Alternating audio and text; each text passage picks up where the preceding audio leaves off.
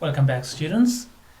Before going over to section 2 of this notebook, the dot product, let's review what we talked about in section 1 as briefly as possible. We talked about important characteristics of vector quantity, the magnitude, direction, and algebraic rules. As for algebraic rules, we have addition given by parallelogram and scalar multiplication, which just keep the same direction except for the sides. When k is negative, arrow point toward the opposite direction.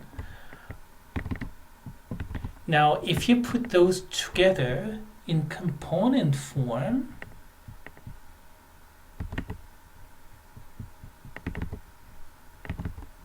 we have this kind of visualization, same parallelogram, but now equipped with coordinate axis.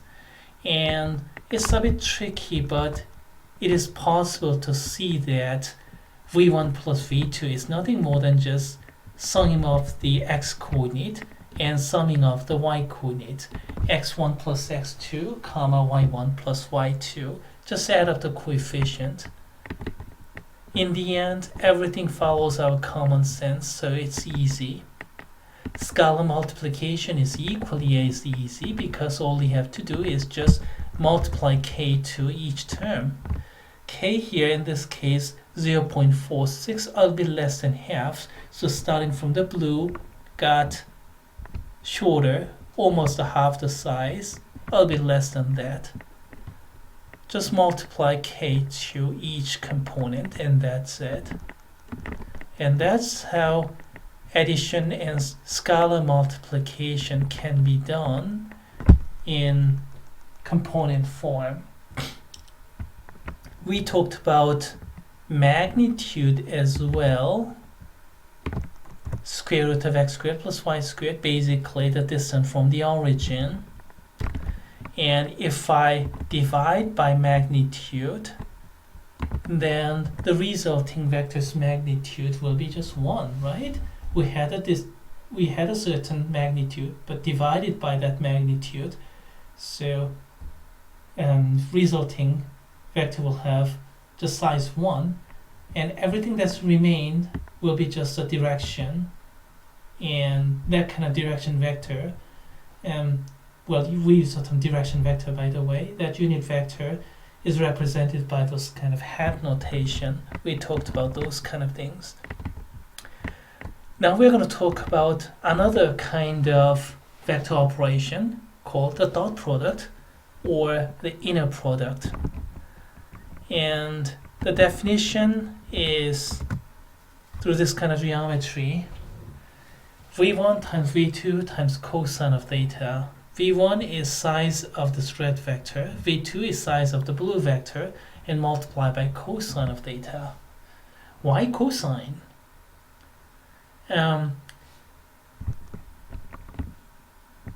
Good question. Why cosine? I think I'd better answer that question in calculus 3 or multivariable calculus. I can do it here, yes, but I don't want to lose students' attention so much by trying to prove it. At this moment, let's just take this for granted. v1 times v2 times cosine of theta. In component form, please remember this formula. x1, x2 plus y1, y2. So multiply two vectors, we end up with scalar. And we just multiply x coordinates, multiply y coordinates, and add it up together. And that's how we ended up with vector times vector equals scalar. And that kind of product is called a dot product because typically we use dot, or inner product, a little bit more fancy name. As the name suggests, there's something called outer product as well, excuse me. If you use IJ notation, well, the same thing actually. I don't know why I use IJ notation here, considering that coordinate notation is simpler. Just multiply x coordinate, multiply y coordinate, and then add them together. That's algebraic expression of the inner product or the dot product. How are they related, by the way? This geometrical definition, v1, v2 cosine of theta versus x1, x2 plus y1, y2. Okay, I'll risk losing attention from half the students and talk about the reason as briefly as possible. Well, here we go. Begin from the picture, except that we take v1, v2, v1 minus v2, excuse me, and get the triangle and use the law of cosines. Here's the angle theta, and opposite sides is v1 minus v2. So size of this v1 minus v2 squared is equal to v1 squared plus v2 squared minus this times that times cosine of theta. That's the law of cosines. But this is cosine of theta is nothing more than the dot product. So we have this relation v1 minus v2 squared, green squared, equals to red squared plus blue squared minus twice the dot product. And if we solve for this dot product, therefore flipping everything to the other side, we get this algebraic expression, and just use Pythagorean formula to get those magnitudes. Distance from the origin squared, distance from the origin squared, and then the distance from the origin squared. After that, it is nothing more than algebraic manipulation. Take the complete squared and then cancel out some terms, and what's left is x1, x2 plus y1, y2. That's how we can prove the relationship between the two, the equivalence of two definitions. The algebraic expression when we have components versus geometric expression when the angle is given. Whew.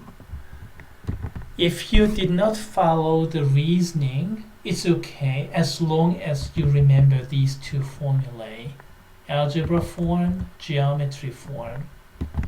By the way, I just drew up a question: why cosine of theta for the dot product?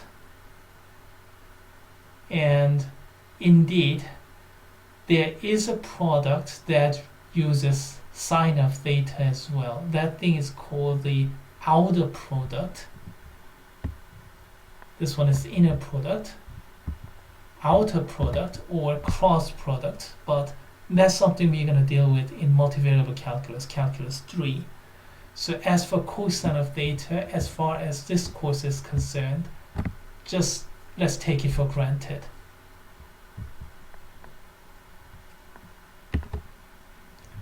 Okay, now that we talked about the dot product, let's do an exercise.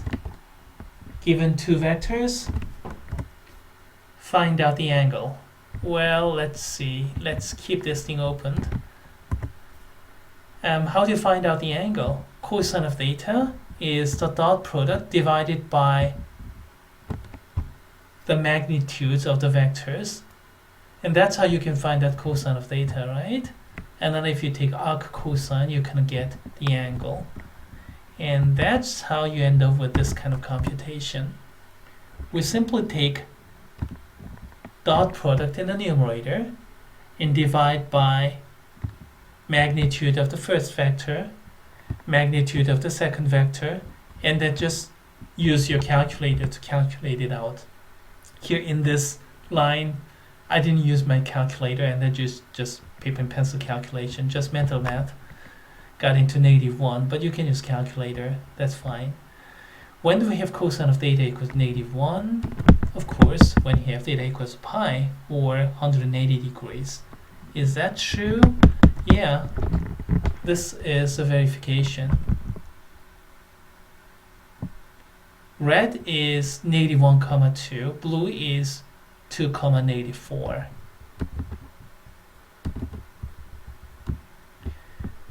Another exercise, well, what if we have IJ form? Well, this is nothing more than 2, 6. This is -3, 1. You can do the same thing. You can find out cosine of theta by calculating the dot product and then divide by the magnitudes. Like this. Dot product here, multiply the x coordinates plus multiply the y coordinates, and then divide by their size. What do you get? We end up with 0. Cosine of theta is 0. What kind of angle is that? That's 90 degrees. Cosine of theta is 0. That's when theta is pi over 2. And here's a justification. Does it look like 90 degrees? Yes, it does.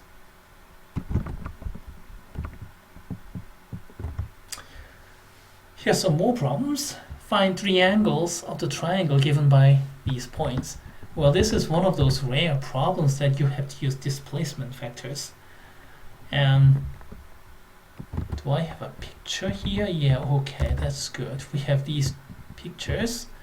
1, 2 is A, 6, 1 is B, C is -1, 2. For example, if you want to find out the angle A, what do you get? We want this vector AB, displacement vector AC, and how do you get that? B minus A and C minus A, and then do the same thing like this. Dot product over the magnitude, and the computation, well, the dot product is multiply the x coordinate, multiply y coordinates, and add them together. That's the numerator. And denominator, we just use, well, Pythagorean formula, and use your calculator to figure out. We get -0.26. Again, use your calculator. You're gonna get, actually, excuse me, I think something is wrong. Is this right? Oh yes, this is right. This is right. I take it back. Nothing is wrong. Everything is right. So cosine of A is this. And then you can use arc cosine and again use your calculator. And you're going to end up with something like 105.255 degrees. And I think this problem, well, okay, all right. Okay. So this problem asks you to find out all 3 angles. So all this is just this blue angle right over here. You have to repeat this process for B for the second angle, the same process for C for the third angle, which means you have to do this twice more. Oh well, that's a challenge, but it's tedious, not really difficult. So I'm going to leave those rest to you. Here's another problem. Let me just give you a picture. And I didn't bother doing any computation here this time. For example, if you're looking for the angle P here, find out the displacement vector PR and find out displacement vector PQ and use all those logic, and then you can find out this angle here. Maybe there is a better way to do it. You can get a right triangle like this and get the angle using arctangent rather than the dot product thingy. But that's because the position of PQR was very simple. In general, if you have something like this, you don't have much choice. You'll have to use this formula there. From there, you can find out what is cosine of theta. Once you find out, you can take arc cosine to identify the angle theta.